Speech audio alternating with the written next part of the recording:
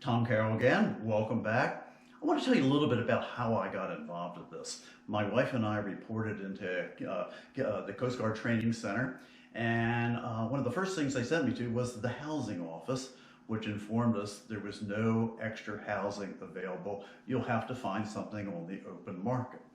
Well, that led to me meeting Fred Cooner, who became the first president of MAC, who rented me a house and pretty soon got my wife and I interested in saving this wonderful old estate that he was involved in. Well, this was really a wonderful happening because it really ended up with us staying in Cape May. We got so involved in it.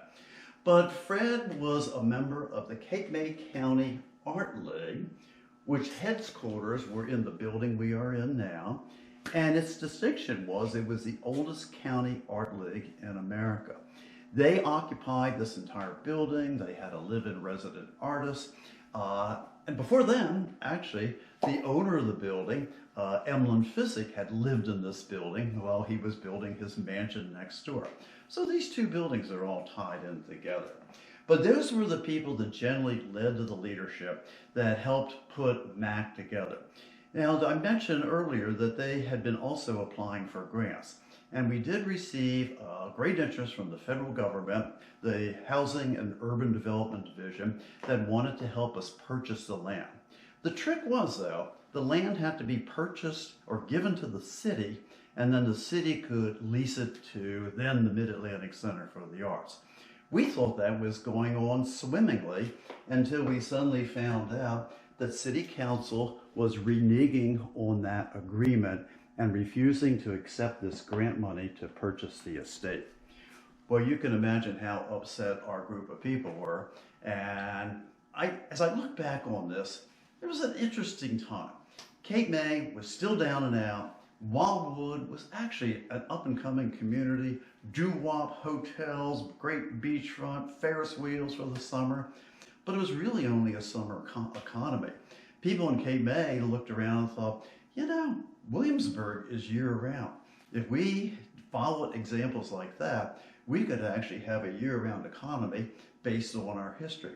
So we started picking candidates to run for office. And we ended up with three rather interesting characters. One, Bruce Minix, who you'll see over here, was a TV director in New York City. And one of his most famous productions was a tour of the White House led by Jacqueline Kennedy, who did an amazing restoration of the White House and did a wonderful job. In the middle here is Jerry Underwise Sr., not to be confused with our city manager today, Jerry Underwise Jr., and he was a clerk at Swain's Hardware, which meant he helped everybody in town. What a perfect candidate. We had a third candidate too, John Daly, who was a contractor, but we did end up instead with Bernie Burke, one of the people left over from the old administration. Well, our campaign went on. We raised money. Some of our slogans are rather interesting. Save Cape May and make it pay. So this is kind of like, I'll build the wall and Mexico will pay for it, but instead we're saying tourism will pay for the restoration of Cape May if we do this right. And that certainly was the truth. Another slogan was, our future is in our past.